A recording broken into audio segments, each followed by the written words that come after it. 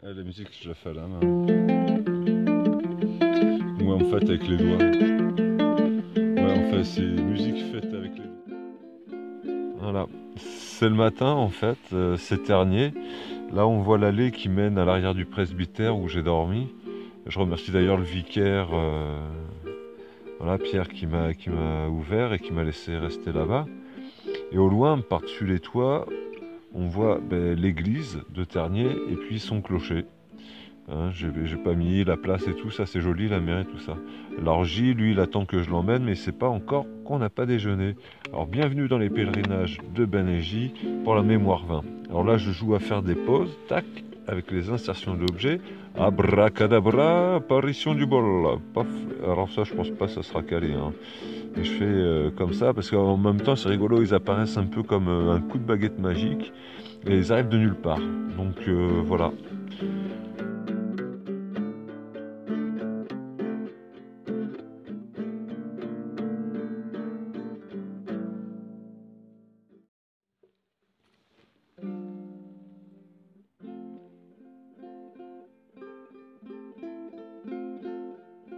Voilà, puis la sortie de Ternier, hein, on marche, on marche, on marche, on marche, on marche, mais on marche près des canaux en fait, qui est le canal de Saint-Quentin apparemment, ce que j'ai lu, qui va en direction de la Fère.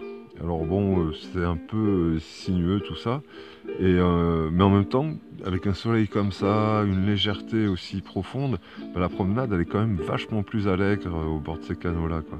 Et les joggeurs du matin, les promeneurs un peu de tout genre, des usagers qui nous croisent comme si on était deux curiosités passagères. Alors il y a une bouteille vide qui relance un peu mon dégoût de ces producteurs et de ces consommateurs sans scrupules qui sont prêts à tout pour consommer, qui sont prêts à tout pour produire. Et puis en fait, voilà, au final ça finit là, au milieu des... Et encore ça c'est rien du tout parce que je m'arrête devant un agglomérat qui est un peu du même type et qui m'interroge encore plus sur l'état des océans en fait. Et justement de ces continents entiers de déchets. En voyant ça, je me dis, bah tiens, c'est peut-être une bouteille qui est bientôt dans l'estomac d'une baleine.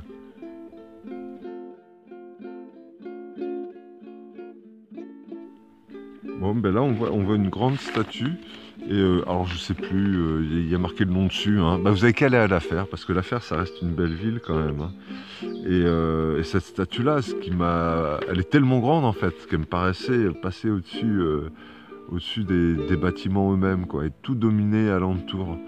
Et bien vite, on retourne sur les chemins, quoi. Les chemins de traverse et surtout les chemins qui mènent à Rome, à travers les champs qui sont moissonnés, qui se gorgent encore d'une radieuse matinée. Là, j'ai eu de la chance ce matin.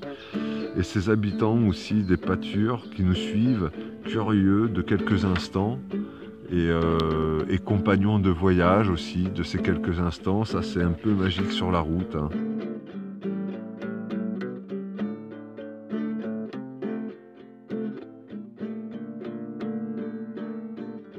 C'est vrai, quand je parlais de curiosité, les gens ils regardent, mais genre avec du retrait et du recul. Comme tu croises des gens à vélo, ils voient un sac à dos et tout. Ah, qu'est-ce que c'est? Gna, gna, gna. Quand ils voient qu'il y a un petit chien, ils parlent au chien. Et le cheval, lui, il vient. Et les vaches, elles suivent. Et c'est. Je me dis, mince, mais alors c'est qui ceux qui jugent le moins quand même sont plus avenants. Et même, je fais en quelques secondes, je vais faire plus de vues que sur YouTube. Il y a au moins 50 vaches sur cette prise, 50. Alors que moi, je fais 10 vues à 15 vues sur YouTube. C'est fort quand même. Vive les vaches. Les roundballs, voilà, qui sont dans les champs déjà prêts. Et la chance d'avoir une libellule devant ma prise.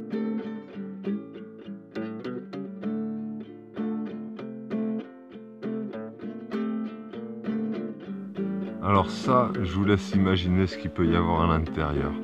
Je trouve ça au détour d'un sous-bois.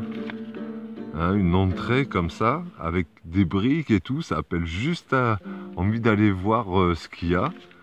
Alors je m'approche doucement, même J, il n'a pas l'air trop sûr, quoi.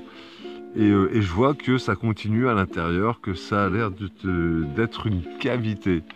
Et je vous avoue, moi qui ai fait pas mal d'années comme ça dans les sous-sols de ma région, qui est juste à côté, hein, et ben là je retrouve un peu ces sensations, hein.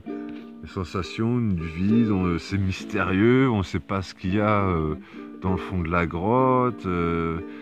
Après être rentré, il y a une odeur d'un peu de moisie très épaisse, une ambiance à couper au couteau, quoi. Il fait vraiment noir, il y a n'importe quoi qui peut arriver, un mur qui s'effondre, des animaux qui sont dans la grotte, je sais pas quoi. Alors bon, je prépare quand même un peu une lumière et tout. Et puis voilà, je me dis bon, je vais l'explorer, hein.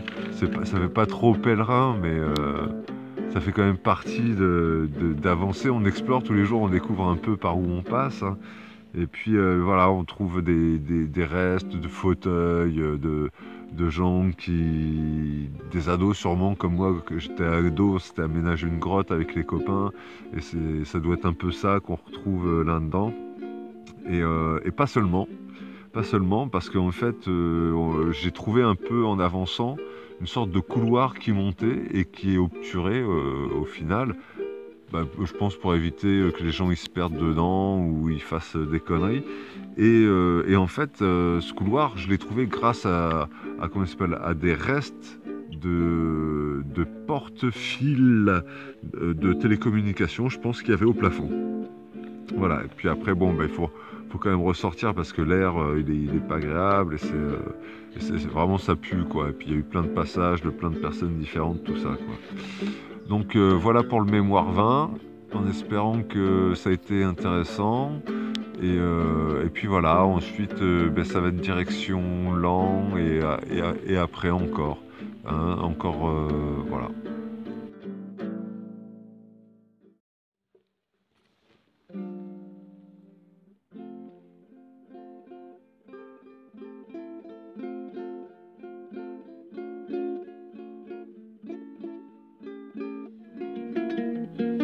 Ah, faudra que j'extrais le son.